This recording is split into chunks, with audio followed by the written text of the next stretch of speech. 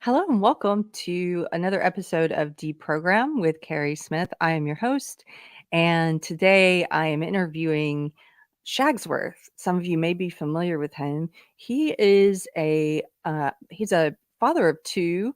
He found himself in 2019, around that time, feeling somewhat politically homeless.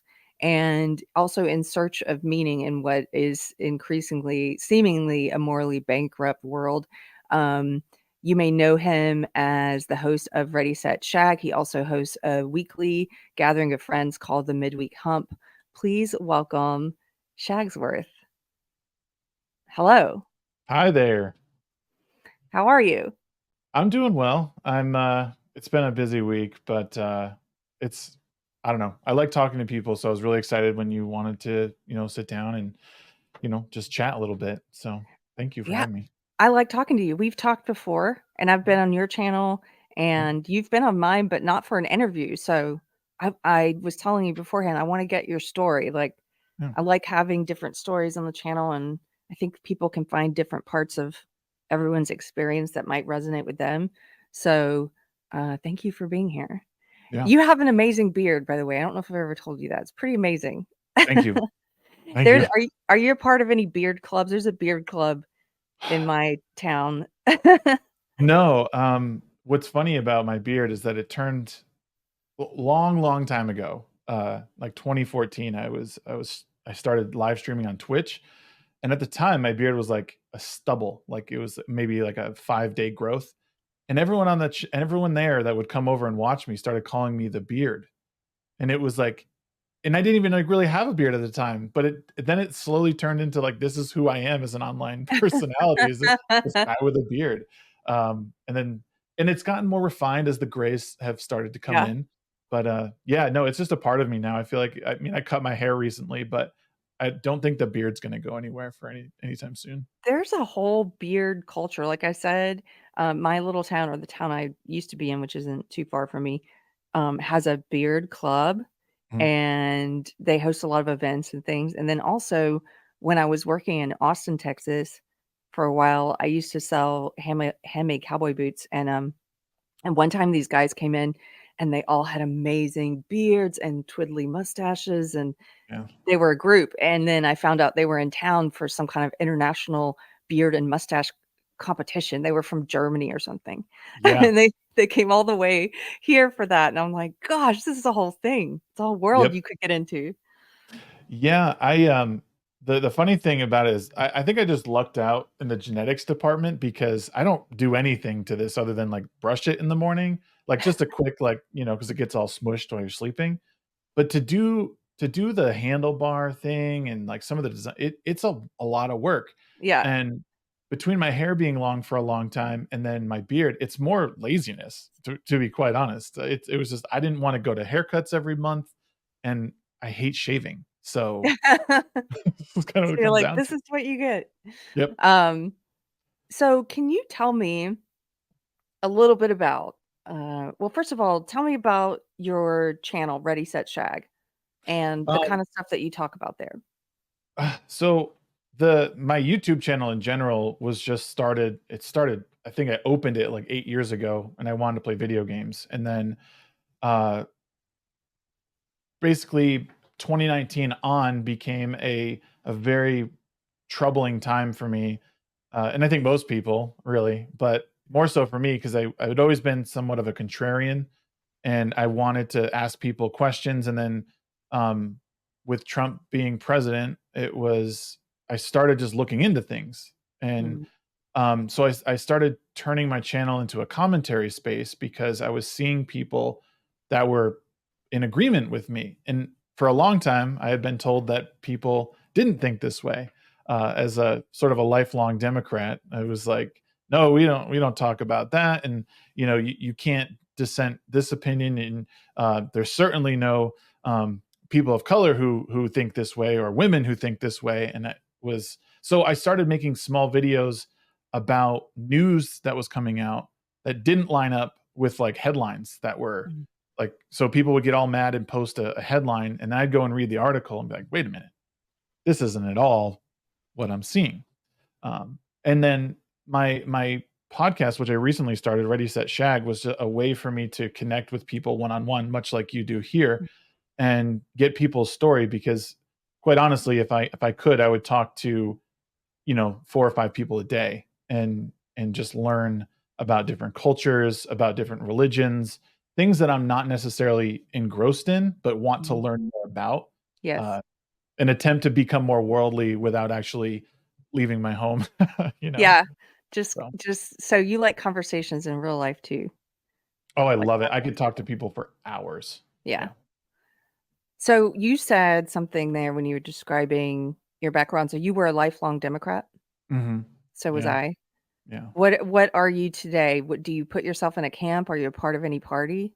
It's hard because as soon as you do, the people in that camp, they hold you to it. You say you're a Republican, and you fall out of line with the Republican, you know, worldview or anything. Oh, that's not how we act. That's like, well, that's not what I'm going for. And then same thing with like being libertarian. Like I fall in line with a lot of libertarian uh, philosophies and thoughts, but it it was again they can be even more critical sometimes, like, well, that's not what libertarians do. I'm like, well, okay, I guess I'm just politically homeless, and I think I'll just keep being me. And Yes. it's a very difficult place to be, because even within groups that you feel comfortable with, as soon as you have a dissenting opinion, like everyone's like jumping on you, like, well, what do you mean, oh god, now I have to explain myself. Like, It's so that it's that tribalism and mm, also because I think there are fundamentalists yeah, in every belief system, not fundamentalists, that's not the right word. People who desire to see everyone conform to all of their beliefs, hmm, yeah, and they exist everywhere. Just today, that's funny you mentioned that because I was a lifelong Democrat. I consider myself politically homeless also. And just today, someone criticized me. They're upset that I have interviewed trans people, and they were like, conservative yeah, host Keri Smith. I'm like, well, thanks for putting conservative in quotes because I don't even call myself that. yeah. It, So there you go. But yeah, I find it's an interesting place to be because you're kind of you don't have that natural, I don't know, no, it's not natural, but you don't have that tribalist kind of, I know I can go here, and as long as I say these things, even if I don't agree with some of these things, I say them, and then I'm automatically gonna have this broader, support network or friend network or whatever, yeah. and, but I don't want that, I can't. Is that what keeps you from that? Is it do you just have an internal conflict with saying things you don't believe? Yeah, I don't I just I'm I'm always thirsty for knowledge and like what people are thinking. I've gotten to the age where I don't really care how people perceive me, because Yes. most of the people who are engaging with me online, I'll never meet. I was having we're having a fun discussion last night on my show, and one of the guests was like, "Oh, people got mad at me for going to see a Disney movie," and I said, "Who got mad at you?" And they're like, "Well, people on Twitter." I'm like, "No one got mad at you. People got outraged on the internet that you'll never meet, but Yeah. like the people that I care about, in my space, like I know I can talk to them about things. I don't necessarily care too much about what people think of me online. And I'm not looking for validation. I'm looking Mhm. for understanding in people. And like, someone like yourself who is a very, like we've spoke before about, your faith and everything. It's like, how do you balance that? Like, how do you in your mind balance, um, the idea of, uh, like a man and a woman, like that is what uh, constitutes as a healthy marriage and blah blah blah, and talking with having friends, gay friends or trans friends, like Mhm. I know that this is just how you live your life. I don't really care how people do it, but understanding how people approach these things is just something I need to know. Like it's just in me that I want to understand them, and I think that's where I've come over this past probably 5 years, is going from a person who would not tolerate someone like myself now Mm, And now yeah. understanding where you come from as a person. I don't agree, just as an example, and not to get too far out of whack here, but I don't necessarily agree with all of the pro-life stuff that they talk about. But I understand where the argument comes from that we should totally outlaw abortion. I don't necessarily agree with it, but I understand where they're coming from because they're basically saying this is where life is and it's always life. So I don't know. That's sort of the long answer of everything, I Yeah. guess. Yeah. So when you said you were a lifelong Democrat, when you started going through this period in around 2019 of realizing you might be politically homeless, um, you say you started having more kind of conversations and stuff online. Did Yep. you go through the great unfriending? Did Oh was yeah. that yeah. Can you tell Yeah. me a little bit about that? I think a lot of us know what that means. Yeah, and I don't even know necessarily. It's weird. I'd have to say that that might be a touch hyperbolic, the great Mm, unfriending, but it's certainly distanced me from a lot of people. And I lived in Hawaii for a total of about 10 years, and it was a very, very progressive place, very liberal place for the most part. Um, but it's funny now that I've come to where I am now, I've actually met people from Hawaii who are more conservative, which was mm, interesting. But yeah, it was a very uncomfortable time because I wanted to just ask questions and really revolving around news stories, like I was saying a little bit earlier, is why does this headline not match up with what's actually being reported? Seems to me like liberal outlets are trying to drive a wedge in between people, and not necessarily deliver a news story, but a divisive headline to enrage one side against another. mhm. Um, and I said, "Why is this happening?" And then people started, and this was something it was an experiment I was doing on Facebook, and as I was proposing these questions, more and more people were starting to come out and say like, "You've lost your way." Like, "I can't believe this." It was all this very isolating, very I just felt so alone. Like I had already Mhm. been feeling alone through this whole process Yeah, because I'm like working through it in my head. Like, don't say this stuff out loud. But yeah. since I was seeing other people speak up, I was like, I can do this. But it cost me a lot. And while I was able to visit with some friends at home after all this stuff, I don't necessarily feel comfortable around them because I feel like it's always in the back of their mind, like, oh, he's conservative now.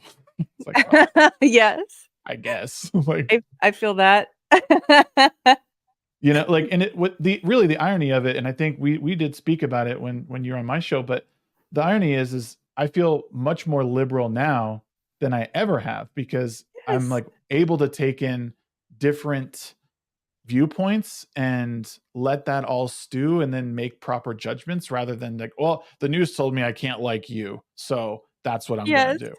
You're truly more open-minded. Yeah.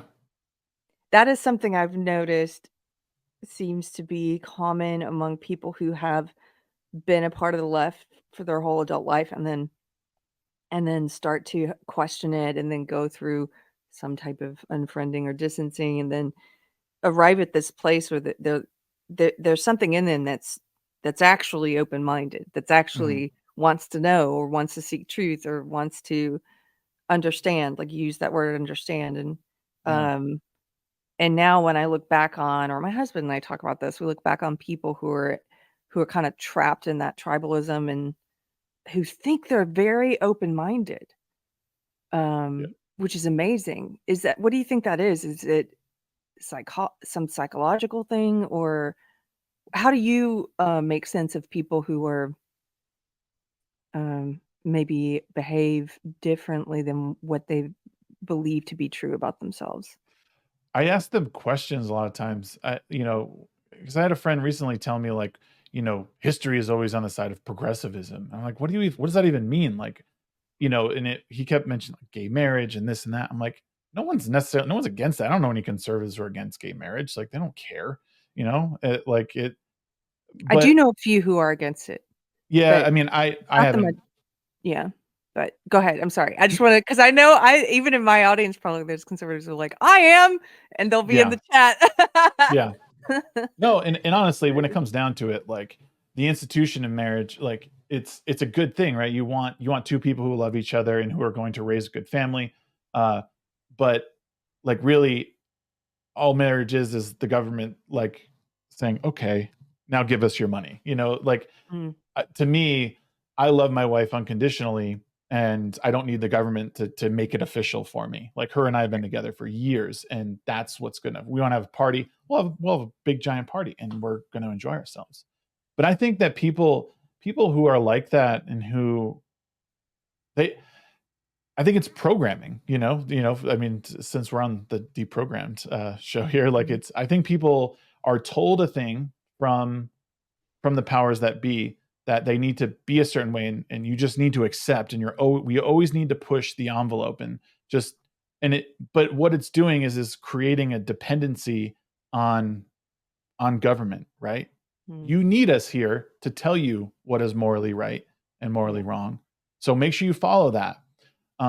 And again, it's where a lot of all of this stuff falls apart for me when I start seeing videos of man on the street videos asking people like, what why can't black people get IDs? And you're just like, wow, now you're really seeing the mask being pulled back. That like, how do you even substantiate something like that? People are just saying, oh well, they can't get their IDs or whatever it might be, Mhm. and they've been programmed by politicians, um, by the Church of Woke, if you want to call it that, to this is how you need to act, and if you want to look virtuous, you can't question it, because if you do, that's you being less than, or a bigot, or homophobe, or whatever the hot term is right now. Um, I think that something you just said so important. If you want to look virtuous, yeah, not actually like be virtuous, but yeah, that's part of the problem. I think is it's so many people concerned with how they look, with what other people think of them, hmm and all these things that it sounds like common sense that as adults, you should be past this, but it's not common anymore. So many nope. people are constrained by that. I used to be Well, and so constrained by that.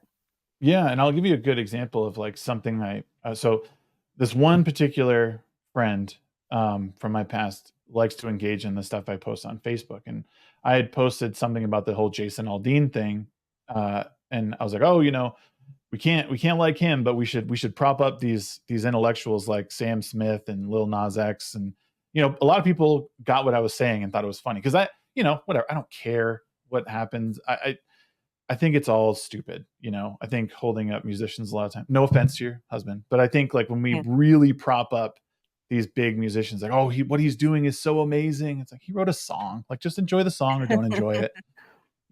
And so my friend, he first of all he brought up, well, why would you mention those two, because they're gay? And I said, you brought up they were gay, not me, first of all. And I said, I just think that either way, I said, whether it's Jason Aldean or these other two musicians, they're all clowns. Like that's just how I feel. And then he brought up my white privilege, Mm. um, and that culture has been made for me for the past 80 years, which I thought was funny.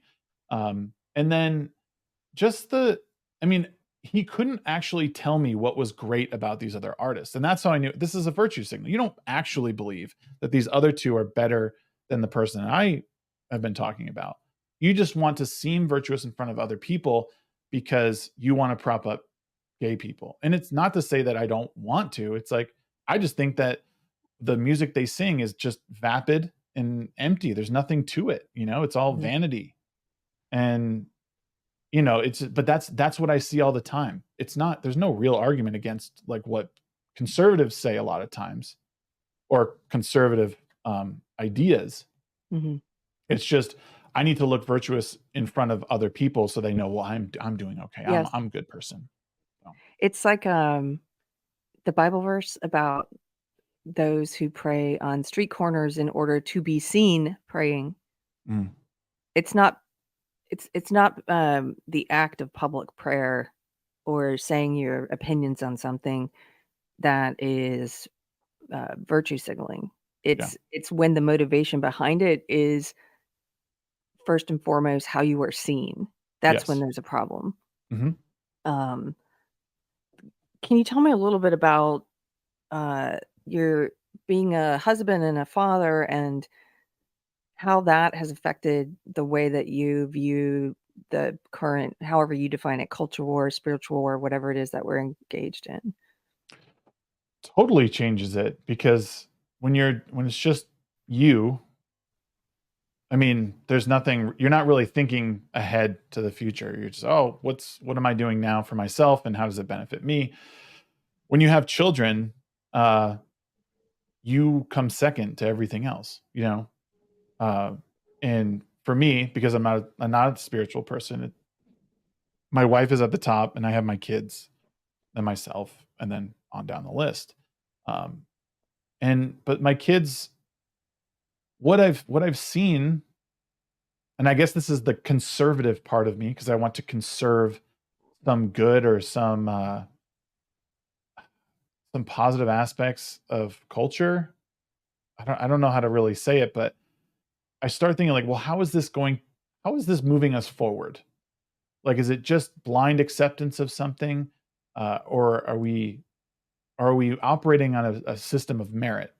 Like when my kid, when he works hard to overcome a problem, I I compliment him on how hard that he was working to overcome that. Oh, I saw that you struggled and then you overcame. Great job on working so hard, and letting him know that what he did was hard. You recognize that and he overcame it.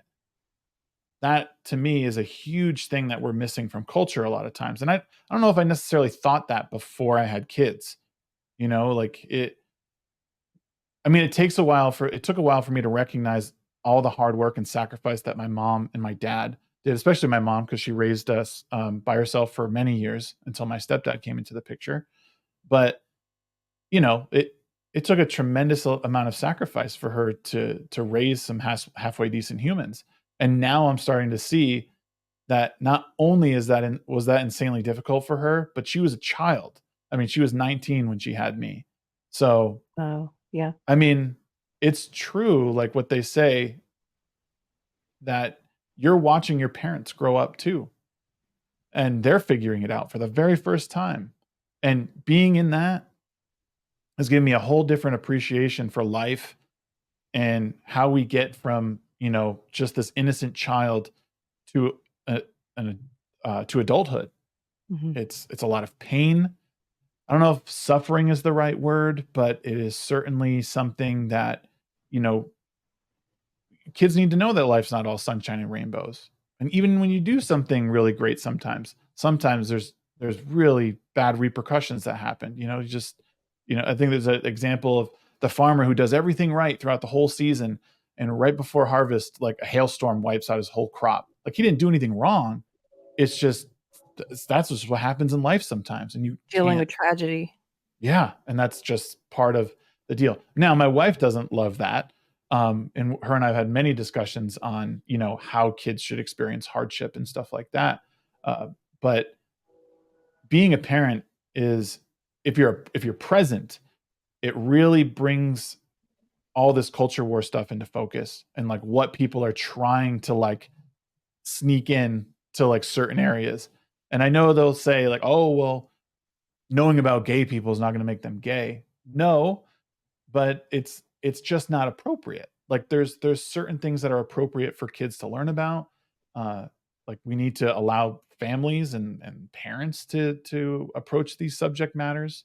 And again, 10 years ago, I would have been like, no, I'll call the kids about the gay stuff. Like they need to be exposed. Like and you don't know that until you have kids and realize just how simple their minds work. Every now and then you get these like hints of uh these moments of clarity that they have where they just figure something out. Maybe not even on purpose, but by accident. And you realize like they're just life is coming to them and they're learning how to take it all in and figure it out and work out the difficulties and the struggles. They have no concept of time, none of that. Yeah. It's really strange. It's totally changed how I view the world. Um, Again, sorry for the long-winded answer, No, but I like it. I appreciate it. I wonder what you would say to occasionally I encounter people who are awake to the state of the world, the culture war, spiritual war, however you define it, and who say, I don't know, they take sort of a defeatist attitude, like, "I would never have kids in this climate, in this culture, and with what's happening in the world." What would you say to those people? you're never going to get a solution then. I mean, unless they're doing the work of, running a soup kitchen or mentoring kids after school, and being involved in their community, you're not going to like. How do you change the culture? I think there's really only one way to do that is to have a strong family unit, Mm. be present in your kid's life, and be involved with their life. Not overly so. Like I think being a helicopter parent is detrimental in a lot of ways. And actually, this is funny. There was an article going around. A lot of people in our community were sharing that was saying, like, don't play with your 10-year-old kid or something I like that. read that, Everyone, yes. Yeah. everyone was going nuts over it. And I'll tell you, and I think I commented on Az's Mhm. thing, and I just said, there's some truth to this because kids need to learn to be independent of their parents. And when you're a parent, you will understand this because kids, they love you to death. All they know is your love as long as you're giving it to them, right? That's what they want. They want interaction with you. You are going to want your kids to know how to go in their room and just zone out and play and be bored. Like kids need to learn how to be bored and then overcome that boredom. That doesn't mean you ignore your children. And Right. I think the article was talking about like age 10 or something like that, or maybe even a little bit before. I forget exactly, but you do need they do need to be on their own. You should want to play with your kids because you only have a small window to do so before they don't care anymore. And even my 6-year-old a lot of times is like, no, I just want to do this. I'm like, really? You're 6, dude. Like, let me play. You do have to enjoy the years, but you need to learn to balance, and because you're teaching them to be their own independent human being. If they're dependent on you for every bit of excitement, it's not going to be good when it's time for them to get out into the world. It may have been you. Someone said something similar. It might have been you. And I read it and it caused me to reconsider my opinion on that article. Yeah. So thank you. I I think going back to it because I reread it and I do think there's a part of her that's disinterested in her children. I still do, but I Yeah. also agree that that there's also a part of what she's saying that's healthy. Yes, about not being a helicopter parent, letting them learn how to play. Yeah. And some of the stuff she was describing where they go and they create these fantasy her kids together playing and create these fantasy worlds and then Hmm. they show the parents later what they've been doing and it's like, okay, yeah, that was actually I did, I had 2 siblings, and we spent a lot of time learning to play together where our parents weren't there, and then afterwards, we would put on these elaborate puppet shows, and they would come and watch the puppet show part, but not Right. all the preparation. Yeah. You Well, know? and see, this is a prime example too, Carrie, of what I mean, like where it's really hard to be in the politically homeless space because commenting on something like that, when everybody that we know is like, "How could you ignore your kids?" And it's like, again, this is the trouble with reading a headline versus reading the Mhm. article, because the headline is meant to make you angry. And what I say is, if a headline makes you angry, you need to read the article because it's likely that something is different about it and it's not giving you Mhm. the whole story. Um, and that's a problem. Even with conservative news, the same thing happens. But there is some truth to what she said. Now, whether or not like the degree of which she enjoys her kids, company or wants to have her own time, I don't know. We could only speculate on that. Right. But it's important to understand, and I could, like I said, I could tell you from firsthand experience that you absolutely want your alone time, and it's healthy to have your alone time. And it's healthy for them to know how to entertain themselves. And if they have siblings, learn how to play with their siblings and to not, get angry and hit them, but learn how to communicate. And it's all really important. And it's lost because everyone wants to be right and everyone wants to be first to comment on stuff. But there was some truth to that article, and it's it's just important to realize. Where do you fall on the homeschooling versus public schools, private schools, all the different options people are talking about right now for parents? Um, what do you think about that? How are you navigating that? Um, so my little one's about to be in first grade, and seeing what's going on in schools worries me, because I've even done a little research on certain books that are available in public libraries near me. I haven't been able to see like what is available in his library, and I've been tempted to to go ask or to go look. Mhm. But I do know that there's some questionable material in public libraries in this area, at least in Salt Lake County, and that troubles me that there's these borderline pornographic books in In children's the children's sections. section, yeah, Yeah. Um, Now, was a product of public school in a very different time, it would seem. And yeah, I worry, and because my wife and I don't have the ability to homeschool right now, we've talked about it, for a myriad of reasons, but we've talked about going to a one income and then one of us staying home and teaching the kids. But I think what is gonna end up happening is I'm just gonna have to be present and go to meetings, keep an eye on what's, in the curriculum, because usually it's available online, and I think with him starting first grade, the teacher does let us know, like, what the plan is for the year, um, but it's got me worried that we're in a place where people are making excuses for these books to be present, yeah, uh, in and the justification is, well, it's just in the library, it's not in the curriculum. And if you have to like sneak something into a library and just have it on the shelf, like sure, you're not directly pointing it to a kid being like, hey, you should take that book out. But there's no one there to say, oh, this is not appropriate for you. They're just letting kids take these books out. Uh, and it's even worse that if a student or if a teacher is pushing this like gender studies, or all this like sexual talk at such a young age, because these books are, I mean, when you look at these books, they're written and they're illustrated for children, not for adults. Cartoony, sort of yeah, pictures. I'm not going to read the book to learn. That's for kids, and it's a child's publishing company. It's geared to even as young as 14 years old. I think is too young to be learning about some of this explicit, like sexual activity. It's just not. It's not where it's not what I want to expose my kid to. I want to talk to them about it if I feel it's necessary.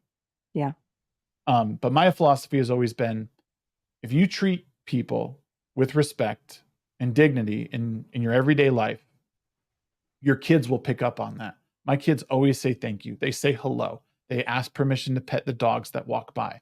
Like, it doesn't matter what people look like. It doesn't matter, um, what their background is, because they see, oh, that's another person. Oh, that's an animal.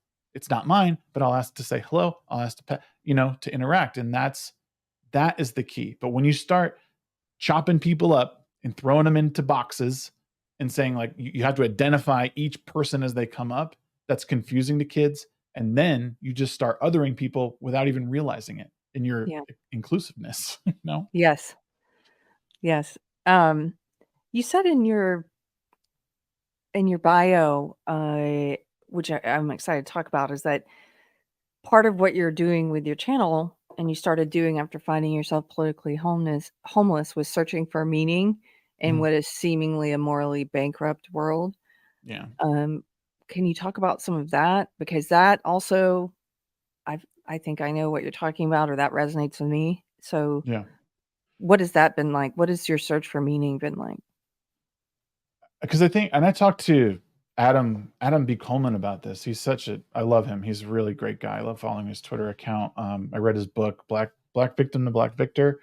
Uh, like finding purpose in life, I think, is something that people have been struggling with over the past, I would even say 40 years. Like for my entire life, I'm nearly 40. And I think it's just a product of of technology, right? We're in a place where everyone is really comfy, cozy. We don't have to work in a field all day long. We don't have to chop wood for wintertime. We live in a really we live in the best time in the world, in one of the best countries in the world. And I don't think I mean, that's not really up for debate. And because of that, people people have put their purpose in, again, like sort of vapid or morally bankrupt things. You see people making tons of money on the internet objectifying themselves, right? Like Porn. OnlyFans. Yeah. Yeah. Um, and it's that what is the part, like what is fulfilling about that other than filling your bank account with money? I mean, of course money is great. If I found the easy way out to get money, I guess I maybe I would take it. I don't know. But where I'm at in my life now is I need to find purpose, and my purpose now has been to look at this culture war, and to look at our our society in general, and try and understand where people are coming from. A lot of the reason this is a lot of why I like talking to people is, even someone I don't agree with, let's talk about why we disagree on this thing, because at some point we need to meet. I have lifelong friends that I hardly talk to. People will barely talk to me because they think I'm some like conservative shill, or um, some alt-right maniac that just wants gay people to die. What Nothing could be farther from the truth. But like, Mhm. let's break all this stuff down. Like, can people do OnlyFans? Sure. Like, you can do whatever you want. It's not my life, but I don't think it's a healthy thing to push as a like morally acceptable or fulfilling life.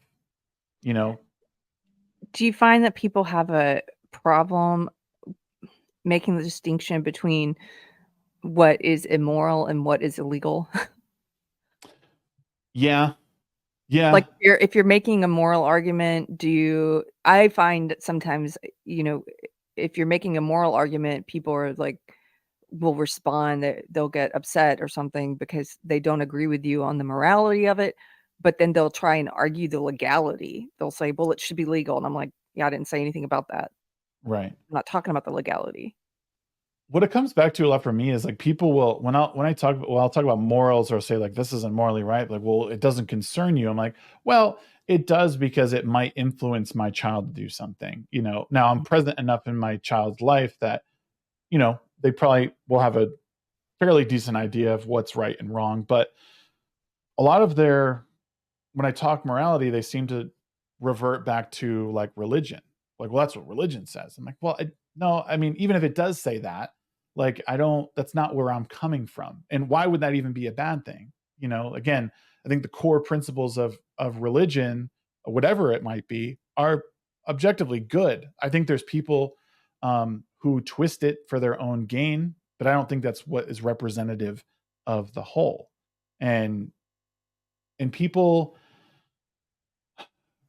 and I think I must just know a lot of people who are atheist or agnostic, I guess, but they're they're not very liberal minded. They're not very open minded when it comes to this stuff. Because I'm like, I just don't agree with it. I don't care that they do it. You know, like, do I think all drugs should be legal? No. I think it's bad for you. I think you're poisoning your body. I think because I think you're. I mean, I don't know. It's a hard thing to approach. I try not to dig my heels in too much with things, because there's always something that could change. But even now, I don't do drugs. I don't Mhm. want to put things in my body that are could potentially harm it. You know, Yeah. um, Even medication. I hate taking like Advil and stuff Oh, you're sometimes. so similar to my husband. He Yeah, doesn't yeah, he doesn't even take Tylenol. It's very concerned with, uh, being healthy. We both got sober together about 4 years ago. It'll be 4 years in October, and, I really admire he's continually learning things about, "Oh, let's try this mushroom coffee," or, "Let's do this thing that's yeah, healthy," and, he's always learning that stuff. Um, I don't know, this interests me, the morality thing, like, talking about it, because I think people have, that word triggered is overused, but I think people do have certain triggers, or they get triggered about if you're making a statement about something you believe to be immoral or bad for people. If they feel like you know, hit them personally with an arrow, even though it's like, well, dude, I don't know anything about you. I didn't know that hit you, but I don't, Right. do what you want to do. I'm just saying I don't think it's healthy. And it becomes it, like hard to talk about, harder than it should be. And also, um, I don't know, people take things so personally. It's like when I've had these conversations, a good example comes to mind, which is porn. And you mentioned people who OnlyFans and people who make money off of objectifying themselves. And I've come to believe porn consumption, which is something I myself have done in the past, Mhm. but I've come to believe that it's not healthy for you. And if you say that and you make that if you put that out into the universe, like, hey, I think that our culture might be dealing with a porn addiction and that Right. it's harming people. I've heard from people who've developed an addiction to porn and have told me, like when I've written about quitting drinking, I've had people write to me and one of the people who was writing to me was saying, it interferes in my actual sexual relationship with my spouse. Mhm. It's harmed me in these ways, this addiction. And so, um, that's also supported by some of the data. So, um, it's interesting to me when you go into these areas where people are likely to have that like personal triggering of, you know, why are you shining a light on me? And it's like, dude, you just put the light on yourself. I didn't call you out. I didn't know. Yeah. Like, don't Yep. get so upset. And by the way, why does it bother you what I find to be immoral? If you don't think it's immoral, then continue on your merry way, you Right. know? Well, people Uh, also. Oh, sorry. Go ahead. no, what were you gonna say? Well, people make these ideas like their identity, which is that's why people take it personally because they Mhm. like this is who they are. Um, and Yeah. if you push anything against it, it's like a personal attack, as if I like called them some slur, you know. But it's not what happened. It's just I don't agree with that. And that's and I don't know where that necessarily comes from, but it's that's what I've noticed from dealing with certain people is that you're not allowed to question it because they've made it part of their identity, and anything pushing on it is as if you're punching them in the face. Like, Mhm. no, like again, this is where we've been told that we need to make everything a priority. Like anything that comes across the news, we have to care about. Um, and that's the other thing is you got to learn to sort of filter out the things that don't necessarily concern you. Uh, and not everyone was meant to consume news all day long. You know, and if you if you're someone who can't filter out the good and the bad and things that you need to concentrate on, and things you don't need to concentrate on, like do I really care about Hunter Biden? No. It's entertaining to look at, but if all I do is consume that part of the news, like I'm not going to concentrate on things that matter. Like, things that Mhm. matter are the stuff in schools, um, the pride stuff when it's around because it's so like in your face. Like the drag queen stuff is always kind of a weird like area to navigate. But again, like I don't have a problem with those things necessarily separate. Drag shows for adults, it's fine. Do your thing. Things for kids, like again, let's leave the children out of it. We don't need to do that. Um, but yeah, people, we've been tricked into believing we need to care about everything, that we need to comment on everything. But also, like, well, I kind of lost my train of thought. I feel bad. It's okay. um, yeah, Let me throw something else out there and maybe you'll yeah. come back to that thought. But I was gonna ask you because there's this I'm just now learning about the manosphere. Speaking of Mm. things we've been told we need to care about, whatever. Yeah. And I'm just now becoming familiar with some of the manosphere commentators and stuff. And and I wanted to ask you because you're someone I respect, and I think you have a good handle on how to be in the world. Whereas a lot of these people who sell these programs and stuff on like how to be in the world or how to be a man in the world, I don't think they necessarily I don't think they show it in the fruits. like in their behavior, in their life. Yeah. So, what advice would you have for young men based on everything you've learned in your life? If you could give advice to your younger self, for example, what would it be? Oh man. Um, like be present in your own life. Like it's really easy to get mixed up in uh like what other people want you to be. And I think I've spent a long time trying to be what people wanted. And I never concentrated on what I really wanted. And it took me a long time to get where I am and to be as like secure as I am. But like the manosphere stuff is is a product of a lack of like real role models for men. Yes. And the thing that like, and even like, so like Andrew Tate or the whatever podcast or whatever, like those guys are, they found a way to reach young men who didn't have guidance their whole life, and they're capitalizing on it. You know, they Yes. found a niche. Whether or not they're being honest with themselves and really trying to make a difference, I'm not really sure. I don't think Tate is someone who is trying to do that. Fresh and Fit, I don't think they're trying to do that. I think they're the extreme versions of what uh, of how you could carry yourself. Hmm. But the world is about balance.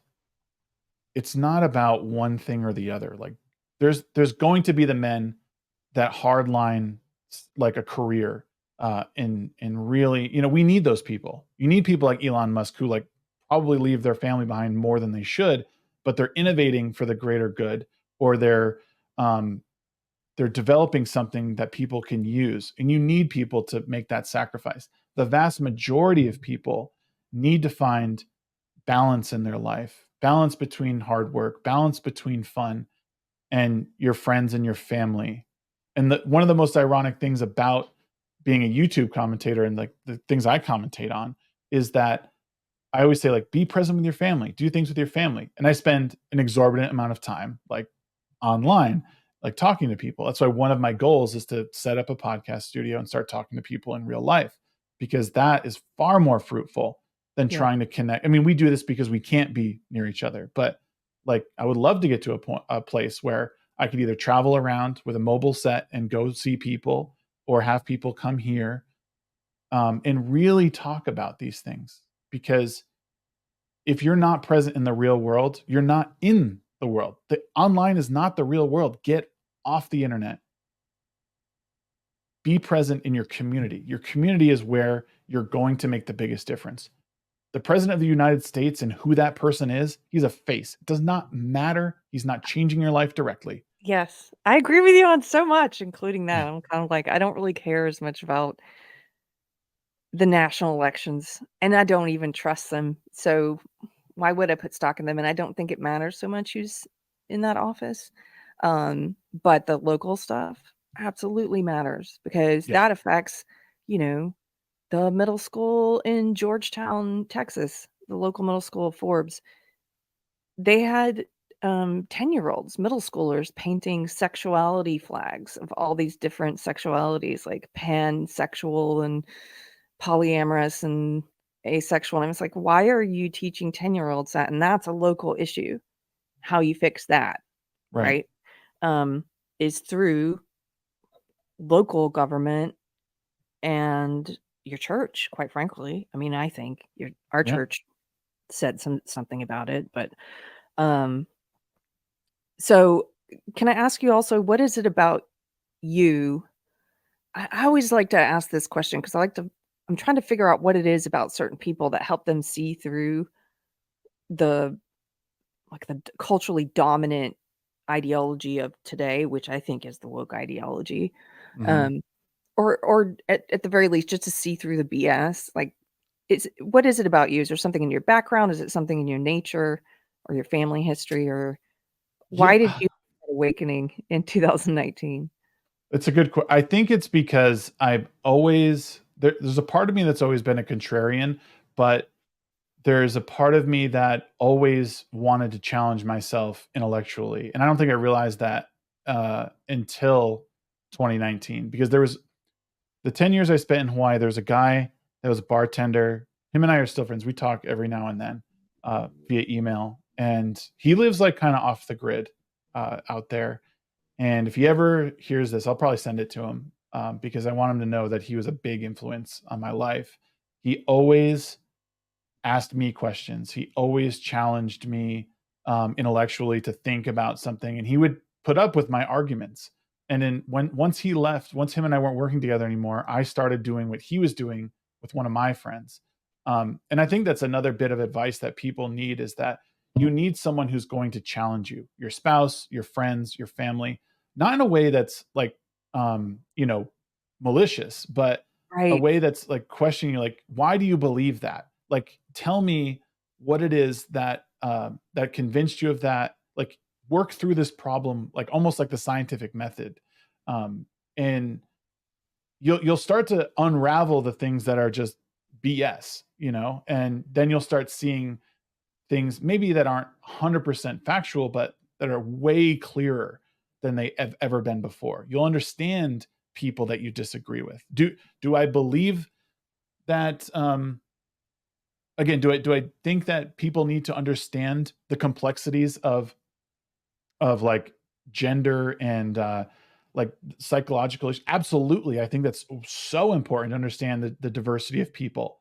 Um, do I think that like trans people are demons? No. Like, you know, I think that there's, you know, but you hear people say shit like this sometimes and you're like, come on, like Where do you we're stand on demons? Because I do believe demons are real. I'm not saying trans people are demon. I just think some right. people of all groups are might be demons. I don't know, you know, that's one of those like the angels, demons, aliens are all in this thing that I really want to understand better because I can't for the life of me believe that with such complex lives and with such a vast universe that this is it. Like we have 90 years and then poof, one day we just switch off and we won't even know that. Like that's so bizarre to me. Like we won't even know. Like if I die in my sleep, I won't know that I didn't wake up. Like that there has to be something more than that. Um I So would you describe yourself as agnostic? yeah, I don't know what it is that's out there, but something is you know, there's things that I haven't been able to explain that are like, oh, this all of a sudden happened and I was like essentially praying for it, you know, in way like why?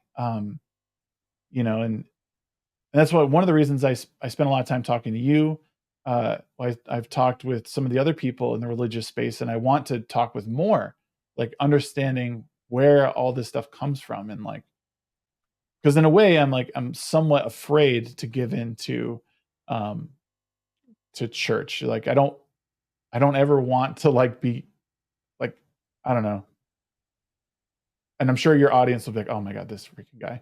I don't necessarily want to even be a part of a cult in a religious way, you know, because a lot of that stuff seems fairly culty to me at times where like we all sit in the pews and we all recite the same thing over and over again. And, you know, but this is part of my journey of learning that you don't necessarily have to do that to be a spiritual person or a faithful person or however you want to phrase it, you know?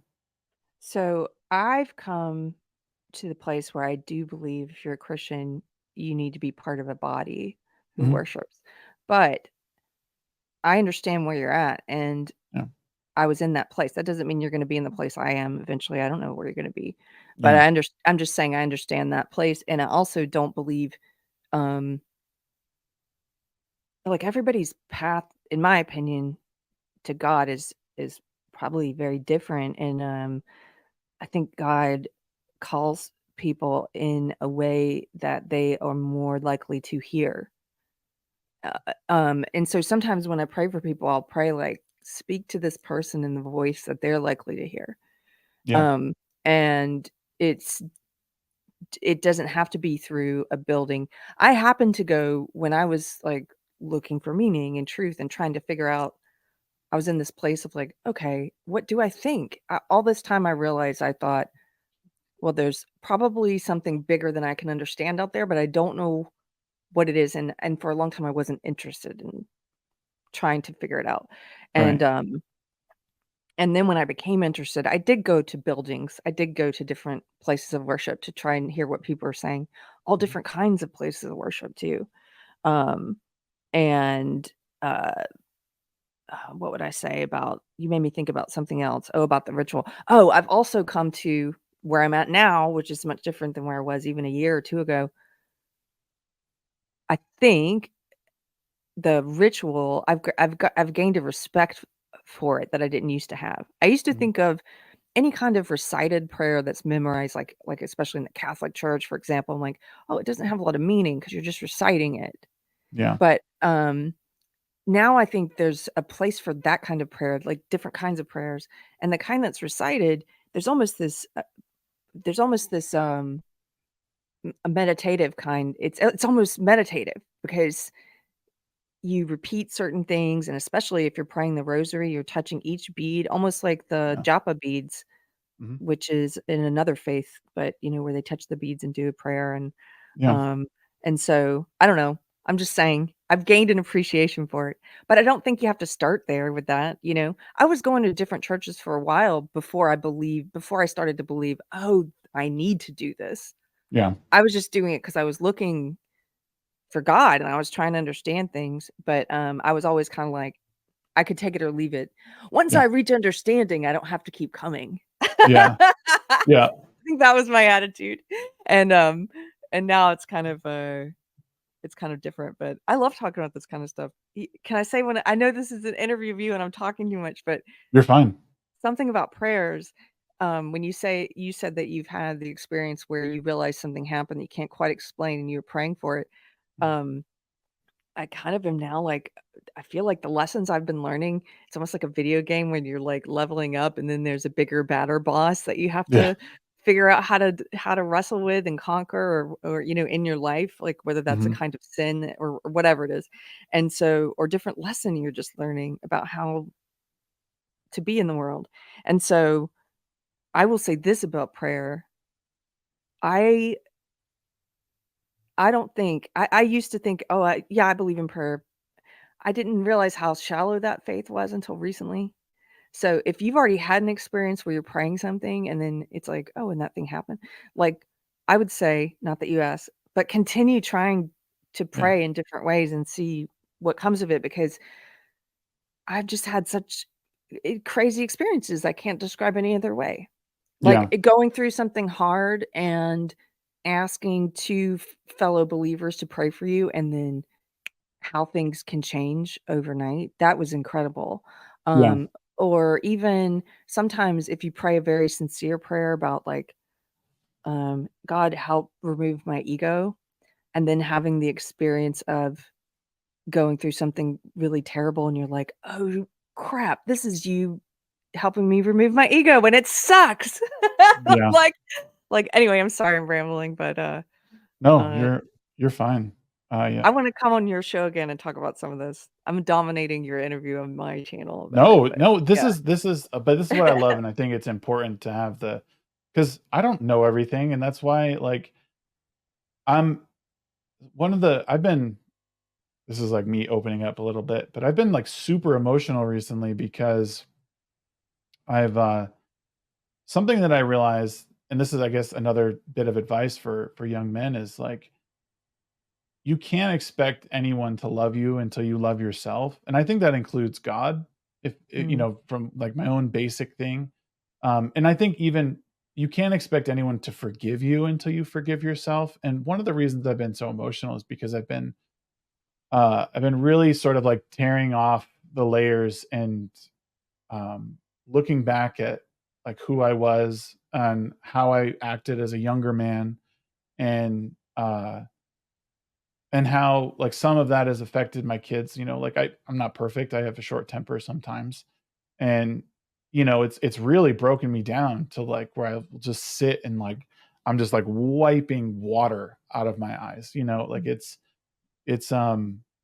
but it's me shedding that skin and forgiving myself for who I had been yeah, and promising myself that I'll be better tomorrow or today, and that's a really, really hard thing to do.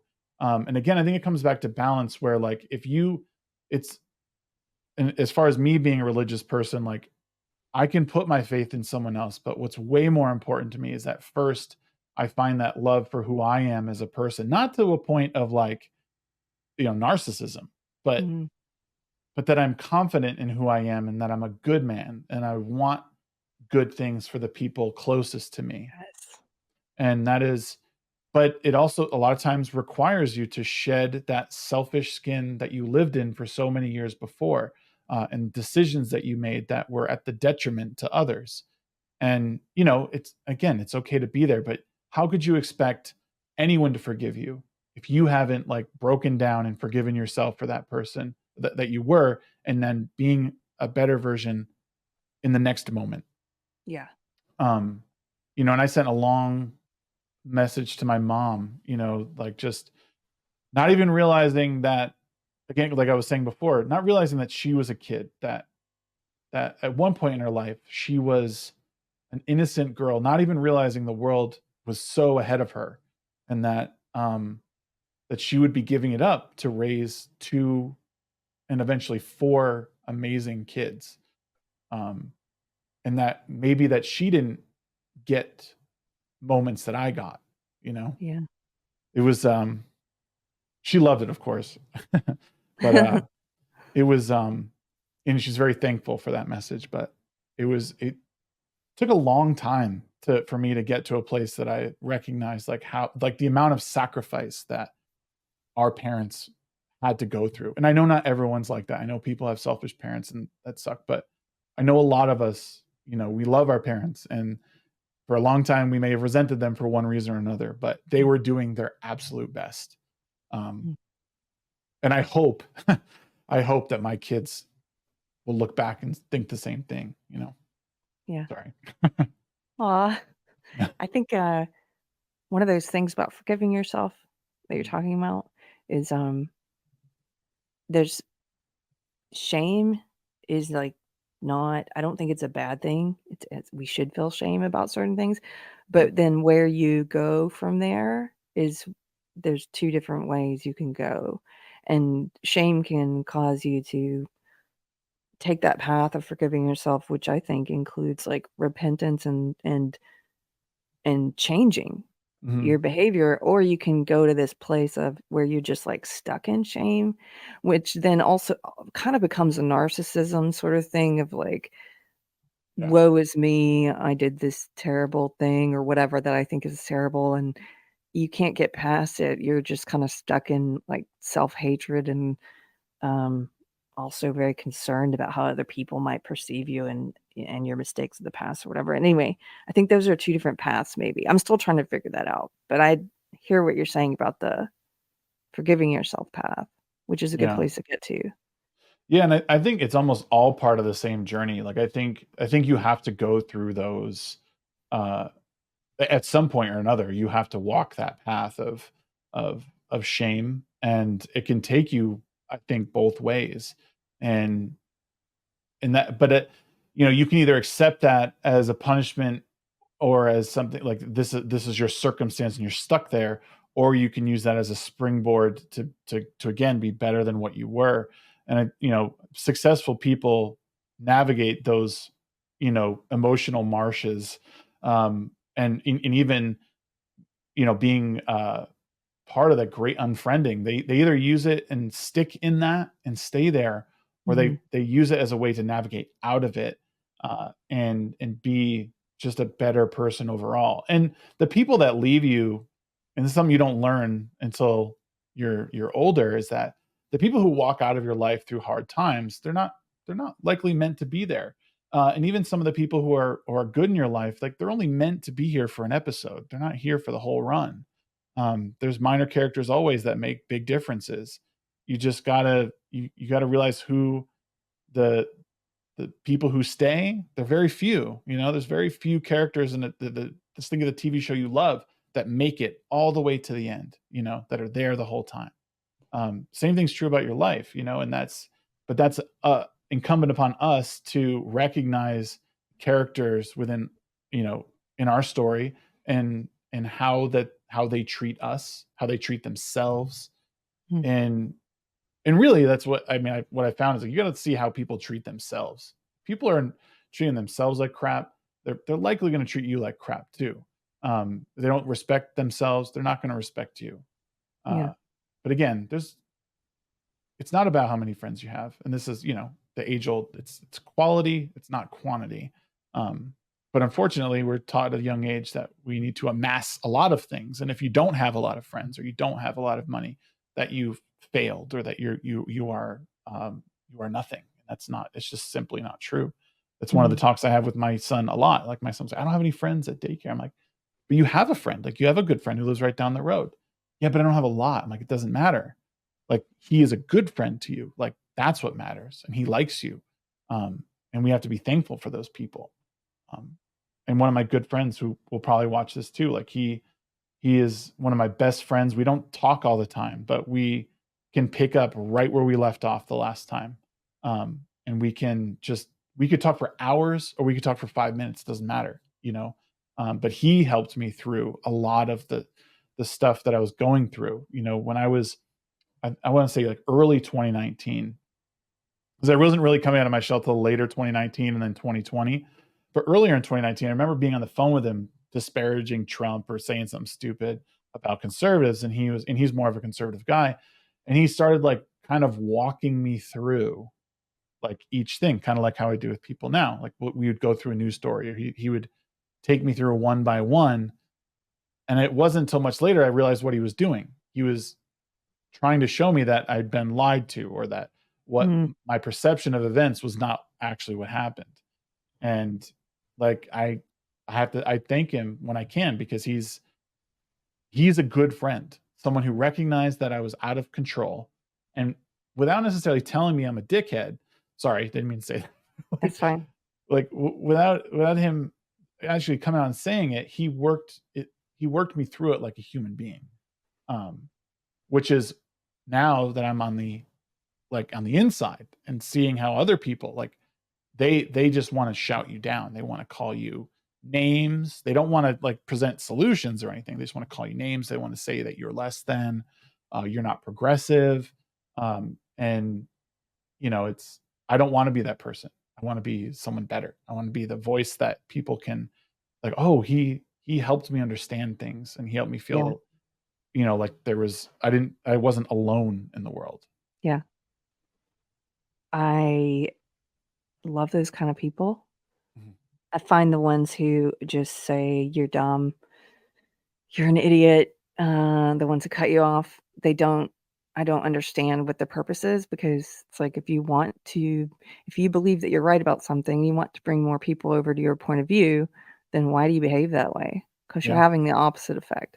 But I think a Yep. lot of people don't really realize or don't know what their actual purpose is. Their actual purpose is not convincing others of their point of view. Their actual purpose is maybe feeling superior over Yeah. people who don't yet get it or haven't opened their eyes or whatever. Yeah. Well, Um, that's why I think too it's programming. It's not something they actually believe, right? I can yeah, tell a computer whatever I want it to know, and then that's what it knows. And that's what people have become as they've like I mean, you hear it all the time, the NPC.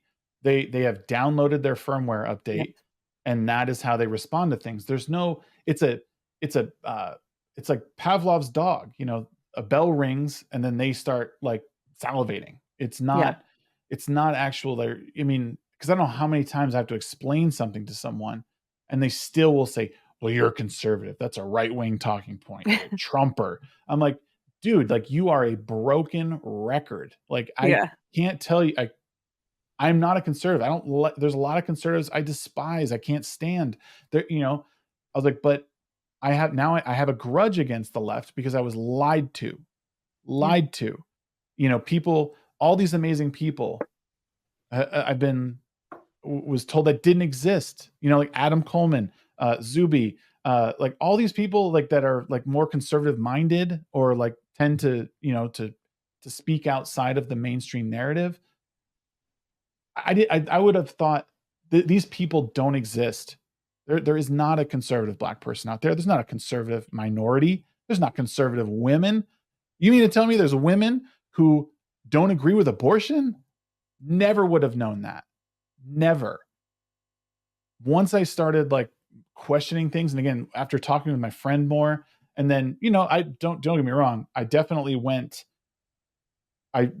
into a very, very conservative media for a while, but then I started sort of coming back as I realized like that's not Fig- where I want to be. But Figuring out what you think. Yeah.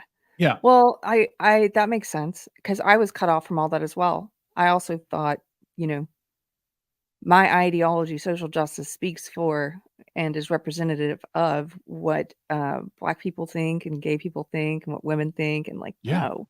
And once you get out of it, then you're like, you realize how much you've been lied to, and you want to hear and read everything because it's like I have to figure out what I think.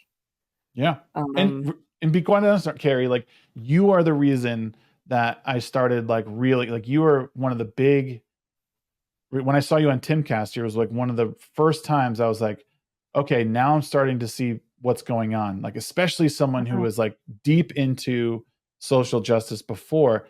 How could they come all the way back? Just like how could, like how are we so sure that, that gender affirming care is right when all of these detransitioners are talking. Yeah, So when I started seeing stuff about the detransitioners, God, who was doing that? I can't think of Chloe her name. Cole, Yep. And then, but there's I can't think of her. Immediately I thought Barry Weiss, but that's not right. Abigail Schreier. Abigail Schreier, like then seeing her like talk about like her studies on it. And then it was just a rabbit hole of like, oh my God, like there's a whole like it like the left doesn't even want you to know about it. They don't want you to know about it. Yeah. Just bury it. No, there's don't that person, that's one person. That doesn't matter. Really? So someone mutilates their body beyond repair, and we don't need to know that they are regretful. Like, holy crap, like we're not talking about like taking the wrong medication and like, you know like this is really bad. And the social contagion part of it, um when I started reading more into the like social contagion in girls and social media, and then seeing how that was correlating to friend groups that were transitioning, like all this stuff is like it doesn't mean it means it needs to be looked into. I don't know to what extent, and I don't know to what extent like people are really suffering from this, and where it's a trend. But enough of it is happening, and enough people are just like saying, "Yeah, go ahead, take these pills, cut that off." You Yeah. know, like And we can't be. they wrap themselves in, once again, like the people who are the least open-minded, calling themselves open-minded, the people who are not pursuing science or inquiry, wrapping themselves in, we're the party of science. And it's like, Yeah, no, there's this great lie that's happening. yeah. Um, And we can't even talk about it. It was the yeah, problem, like, and this is all the more reason it's important to understand who your friend group is. And um like, yes, it's important to share these ideas online, but like we're being, to some extent, being censored or quieted about certain subjects because you words are violence, right? We've been told that words that we say can physically harm somebody. And we know that that's not true. But because we don't deal with root causes and problems, that's the reason. We don't actually get to the bottom of the problem. We just say, "Oh, we'll just let you live with it." Oh, you have Alzheimer's? You don't need medication. That's just who you are. Just deal with all the voices because they're all their own person, and you should respect that. That's where we're at now. mm, Like, no one does that, of course, because we all know that's crazy. But we're supposed to just affirm that, you know, these 12-year-olds want to transition. However few there are, we just got to do it. I just don't believe it. I think there's a bigger conversation that needs to be had, um, because people do it. We did it for years. We did it for years, just talking in social groups. The internet's a very new thing in its current form, but everyone's afraid. The powers that be right now are not like conservatives. It's all blue. They're all progressives, and they just everything needs to be out there.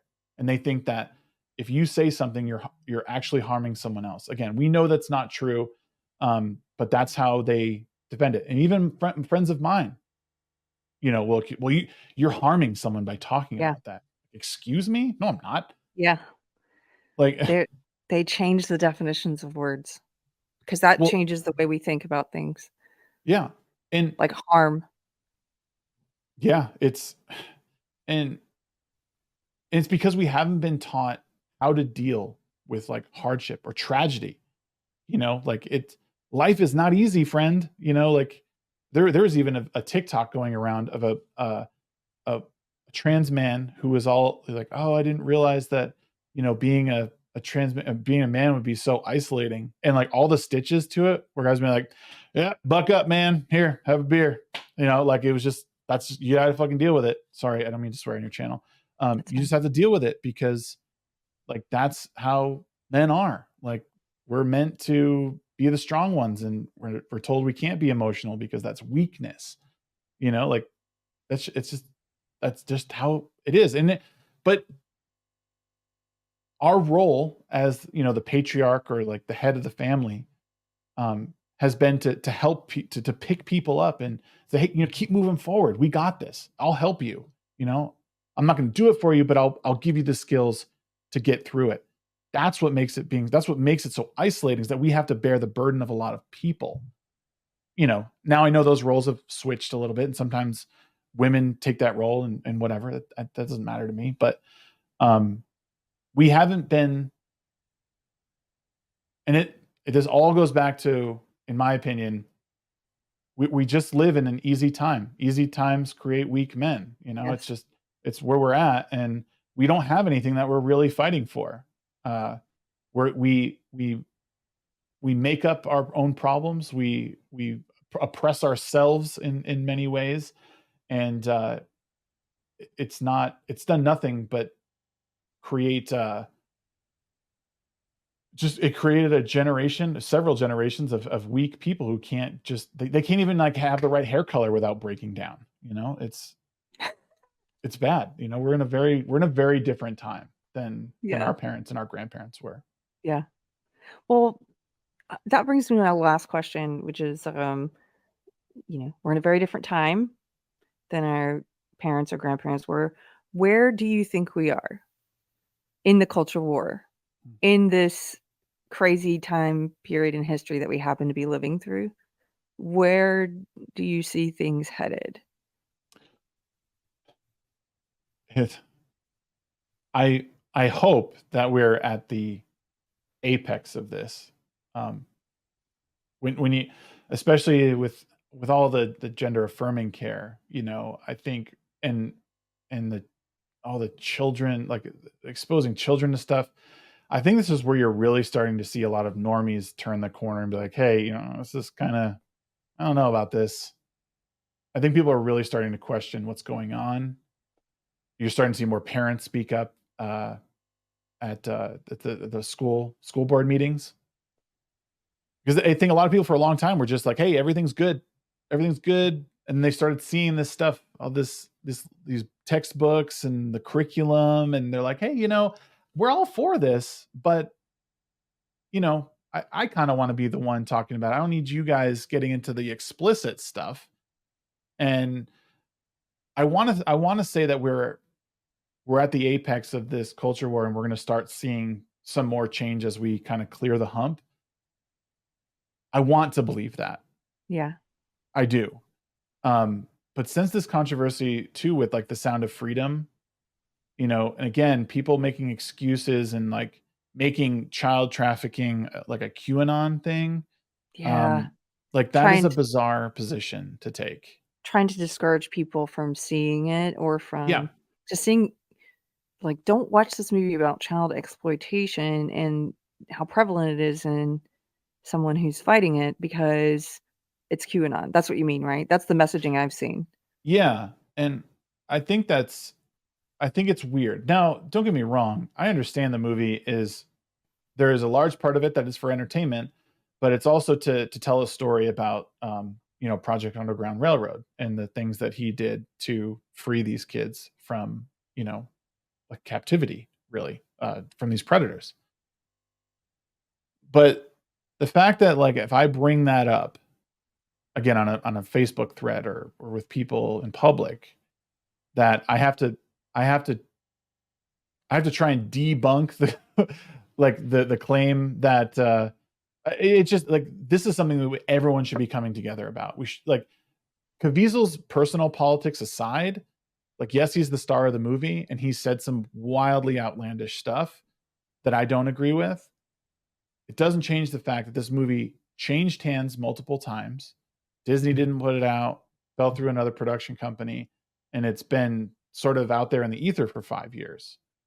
Tells me someone didn't want this movie made, Yes. and that's a strange thing to me because we've always had movies that have brought documentaries, docudramas that brought forth concern about certain things, and but this one we can't care about. We have to like discourage people from going to the theaters. Oh, the AC doesn't work or whatever they're trying to pull. Uh, it's a weird place to be in right now, and it again, even some of my friends are. And I know it's a virtue signal, but even they are trying to be like, well, this is weird. Like he's a QAnon crazy person. I'm like, doesn't matter. I don't care what he believes. Yeah. The movie is drawing attention to how much the US indulges in child pornography and child trafficking. We're one of the wealthiest countries in the world. And because of that, we have sick people who are preying on kids. I don't care if this was this is just an important thing. Just like the movie Wind River. I don't know if you ever saw Wind River. It No. focused on women, the Native American women on reservations that were being raped and or killed. It's a big thing, and like it's not something that it gets swept under the rug a lot. It's a great movie, very well done. Jeremy Renner's in it, and what's her name? Elizabeth Olsen. Okay. Great movie. And it's and one of the title card at the end like gives like a factual breakdown of like how many women go missing on reservations and all that. Doesn't take away with how important it is to know that this stuff is happening. You might know that women are going missing or they're being raped, but this is another instance that we have. Oh my God, like this is happening. Like that shouldn't happen at all. Like we need to figure this out. Oh, there's kids.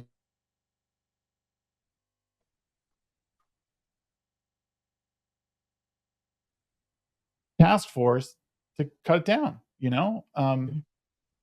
We shouldn't be in a place that we're questioning if child trafficking is QAnon. Um, it's a really so I do worry in that way, but I want to believe that more people are starting to wake up to what's been going on. I've noticed that people have sort of turned the corner, and it's good to know that to some degree I've helped people understand. I'm not trying to influence anyone necessarily. I just want people to learn how to properly navigate um, people who are in this sort of like woke cult. Um, and something I was listening to John McWhorter and Coleman Hughes talk about this in a clip.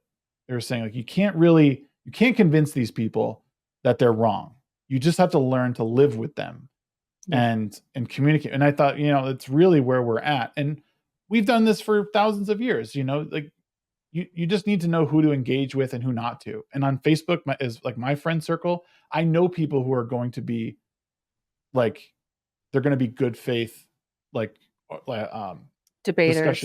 debaters. Yeah. And I know the people who are just going to throw conservative alt-right crap at me. Yes. I've gotten better at weeding those people out because they're time wasters. Yeah. They don't really care what you have to say, and they're not really listening to you, and they are arguing with, you know, some idea that they have of you in their head. They're not arguing with you. It's like Yeah. very much like you're MAGA, you're conservative, you're this, you're that, and it's like, okay. Oh yeah. If you're enjoying talking to the imaginary person in your head so much, just go do it by yourself. Like, Yeah. because I'm not needed. Yeah. Like, I've you even can do said that that a few alone. times. Yeah, and Yeah. I'd be like, "Who are you arguing with?" Like, like I'm like Yeah. agreeing with you on this point, but then you're like calling me like a MAGA Republican. Like, what? Yes. Where are Yes. we right now? And Yeah. it's such a bizarre place to be. And it was funny because like I can like go back in my head and like really the beginning of all this was when Trump was elected. Because Mhm.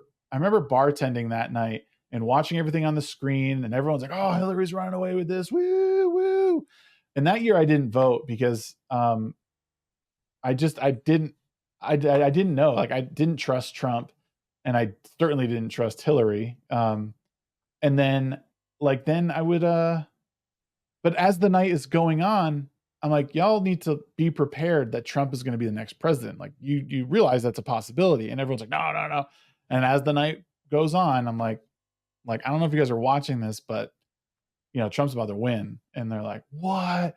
Oh, and it's like the SJW meltdown, at the restaurant I was at. I'm like, guys, first of all, who cares? This guy's not going to make any changes in your life that you'll ever feel. Yeah. Um, and then over the next couple of years, like well, it was like 2019 time, like, everyone was still telling me, "You gotta hate this guy. Hate him, hate him, hate him."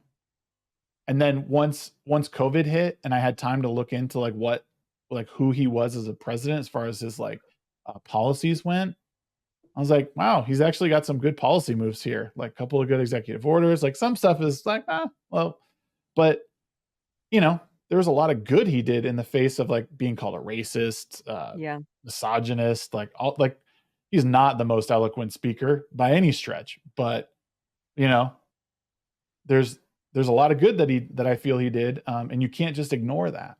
Um, but, that's no everyone again, it comes back to that NPC mentality. The firmware isn't updated. They have a 2-year-old update in their head, and they just MAGA Republican, MAGA Republican, MAGA Republican, alt-right, alt-right, and you just as soon as people default to that, I'm just like, Yeah. "No, It's like, see this ya. is done." Yeah. Yeah. So, Can you, before you go, I've really enjoyed this conversation with you, Shags. I want to talk to you more. yeah, Um, anytime. and tell people where they can find you online. We have the links below in the description. You guys can find them there. But if you're listening Yeah. and people want to get in touch with you or listen to your show, where can they do that? Yeah, so I'm on Twitter way too much. My DMs are open, so if you ever wanna, just shoot me a question, comment, concern, whatever, you're always welcome to. That's where you can kind of follow me. I post pictures of stuff I'm doing in real life, shows that I'm doing, clips that I'm putting out, and, we do a show every Wednesday night at 9 PM Mountain Time, and that's called the Midweek Hump with my co-hosts. We just talk about, politics, culture, pop culture, trending news, and it's a fun. It's supposed to be about like people sitting in their garage having a beer with one another and just talking about life. That's the whole idea behind it. And then my YouTube channel, the Shagsworth. Subscribe to that. I'm also on Spotify, and my Ready Set Shag podcast is on there. I have an episode with Keri. Hope you guys will listen to that as well. It was a lot of fun because you were saying that it was topics that you don't usually get to talk about. Yes. So I Yes. suggest you guys check that out for sure. Cool. And that's really it. Twitter and YouTube is where you'll find me the most active. You can find me around the internet at the Shagsworth. But yeah, that's it. Thank you for having me on, Keri. This was great. Thank you, Shags, for dropping by Yeah, Deprogrammed. I appreciate it. And you guys check the links below, and we will see you later. cool. Take care.